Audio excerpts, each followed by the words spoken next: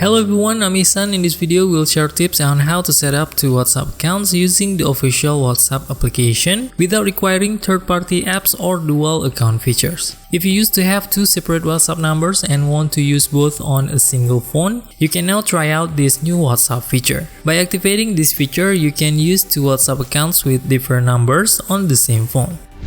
To activate this feature that allows you to use two WhatsApp accounts with different numbers on the same phone, you'll need to install the latest beta version of WhatsApp. If you would like to use this feature on the same WhatsApp beta version shown in this video, you can download the latest WhatsApp beta version from the link provided in our Telegram channel. After downloading, you can quickly see if this feature is accessible for the WhatsApp account you're using. If it's available, you can immediately try this feature on your smartphone. To check if this feature is available on your WhatsApp account, open the WhatsApp app and tap on the three dots at the top right corner to access settings. In the settings menu, find your username section on the right side. If you see a down arrow icon next to your username, simply tap on the icon. This will reveal the latest add account option, and just click on it to add another WhatsApp number to your phone.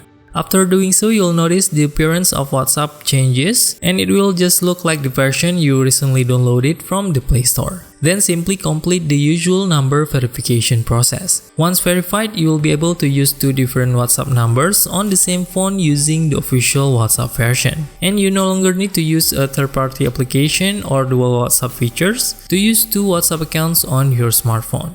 Once you've added the second WhatsApp account to your smartphone, switching between accounts is simple. Just tap the three dots option in the top right, then choose switch account. Keep in mind that this feature is very new, so it might not be available for all WhatsApp accounts. So far, it's currently available on some WhatsApp accounts only. Hopefully useful. See you in the next video.